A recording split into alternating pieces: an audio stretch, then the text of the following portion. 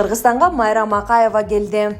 Кыргызстандын алгачкы биринчи айымы Майрам Акаева келди. Бул маалыматты Кактус кечиге Аскар Акаевдин жакындары тастыкташты.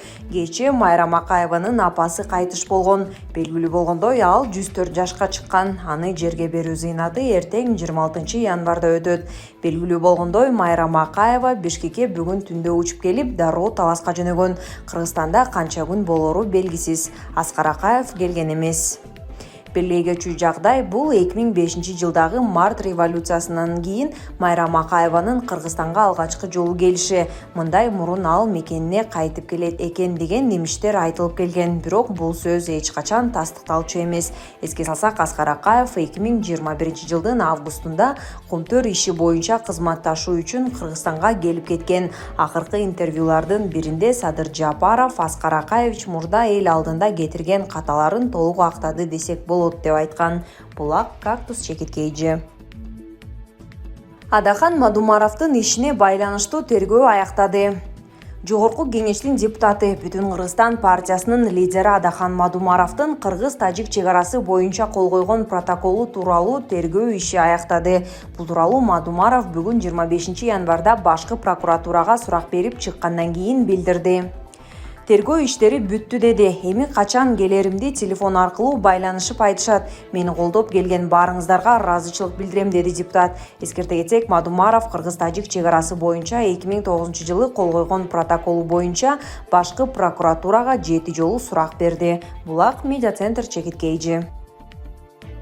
Быйыл Камбар-Ата 1 ГЭСинин курулушу башталат. Үстүбүздөгү жылы Камбар-Ата 1 ГЭСинин биринчи фазасынын курулушун баштоо пландалууда. Бул тууралуу маалымат жыйынында Министрлер кабинетинин төрагасы Акылбек Жапаров билдирди. Анын айтымында курулушка инфраструктураны даярдоо үчүн 18,8 миллион доллар талап кылынат. Жалпысынан биринчи генераторду ишке киргизүү үчүн 486 миллион доллар талап кылынат. Ал үчүн 3 жылга жакын убакыт керектелет деп кошумчалады ал. Булак Медиа Центр чекиткейжи.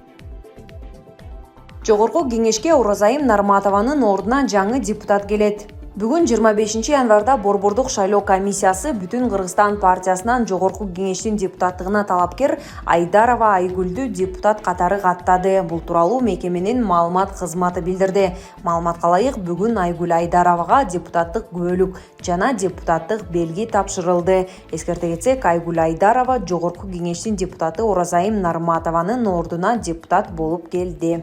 Булак Медиа Центр чекиткейжи. Доскул Бекмурзаев энергетикалык авариянын себебин азыр айтпай турганын билдирди. Кыргыз Республикасынын энергетика министри Доскул Бекмурзаев бүгүн 25 январда маалымат жыйынында бүгүнкү энергетикалык авариянын себебин айтпай турганын билдирди. Анын айтымында авариялык өчүрүүгө бирөөнү күнөөлөөгө ал эрте. Кыргызстан, Өзбекстан жана Казакстандын түштүк тарабы Советтер Союзу учурунан бери бирдиктүү энерго шакекчесинде турат. Азыр кайсы бир тарапты айыптоого болбойт. Анткени эки кошуна өлкө тең боордош өлкө. Электр энергиясынын өчүшү сөзсүз иликтенет. Андан соң авария тууралуу маалымат беребиз, деди Бекмурзаев. Булак Медиа Центр чекиткей. Медер Алиев саясатта териң калың болушу керек экен. Өзү саясатка аттангандан кийин каалайсыңбы, каалабайсыңбы териң калың болуш керек экен. Мындай пикирин тармактык комитеттеги жыйында жогорку кеңештин депутаты Медер Алиев билдирди. Менин да фейктер туурасында оюм бар. Өзү саясатка аттангандан кийин каалайсыңбы, каалабайсыңбы териң калың болуш керек экен. Мен өткөндө Авраам Линкольндун өмүр баянын окуп чыктым. Ошондо анын кандай гана мазактап, кандай гана жамандаган экен аны. Эгерде ушул киши бийликке келсе, кыздарыбыз сойку болот, акышы жок болот. Бул жеткен шүмшүк, эмне деп айткан эмес экен. Абсолюттук түрдө мындан кутула албайт окшойбуз. Айрыкча маалыматтык технология өнүгүп турган 21 кылымда.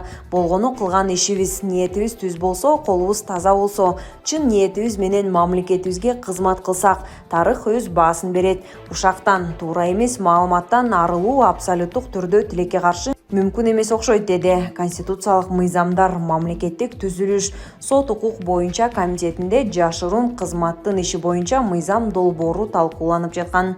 Булак репортер чекиткейжи.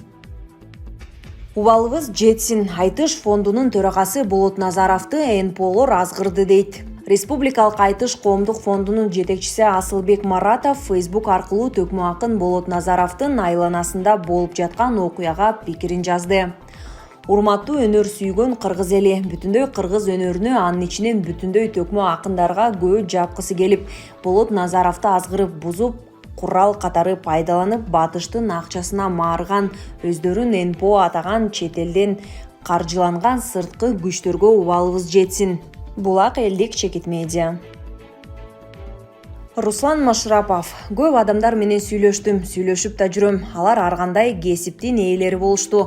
Көбүнесе саясий жана коомдук ишмерлер эле.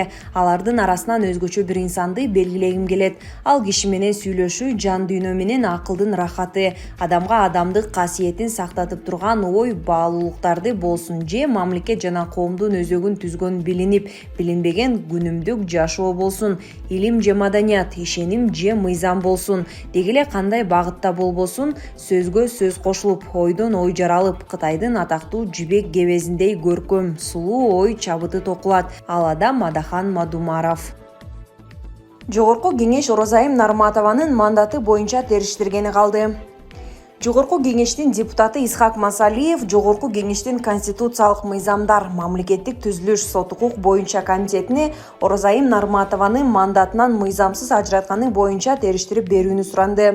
Борбордук шайлоо комиссиясы кесиптешибиз Орозайым Нарматованы депутаттык мандаттан ажыратты. Баш мыйзамдын 79 беренесине ылайык 2 пунктунда так жазылган. Анда 11 гана учурда депутаттык мандаттан ажыратылары айтылат. Анын ичинде диплом туурабы, туура эмеспи деген негиз жок. Козголгон кылмыш бүтө электе сотко жете электе БШК билим берүү министрлигинин чечиминин негизинде токтом кабыл алып жатат. Ошол себептен бизде комитеттерде 82 пунктка ылайыктуу мыйзамдардын аткарылышын көзөмөлдөө укугу бар. Ошол себептен БШКны чакырып, ушул комитетте депутаттын мандатын ажыратуу боюнча мыйзамды карап берсек, бул баш мыйзамга ылайык. Эртең кимибиздин башыбызга келет, эч ким айта албайт деп сунушун комитеттин төрагасы Медер Алиевке кагаз түрүндө берди.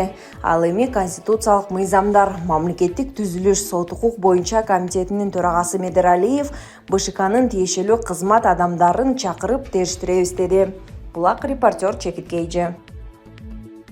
Кайсы депутаттардан омикрон штаммы аныкталды?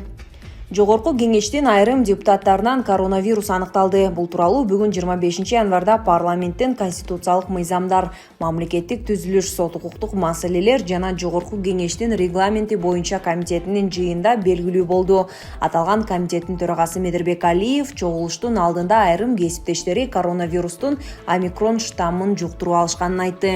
Жыйынга депутаттар Медербек Алиев, Жусупбек Коргонбай уулу, Замирбек Мамасадыков, Улан Примов, Равшанбек Сабиров, Алтынбек Сулайманов, Бакыт Төрөбаев, Чыңгыз Ажыбаев катышууда. Булак Назарньюз, Чекит.орг.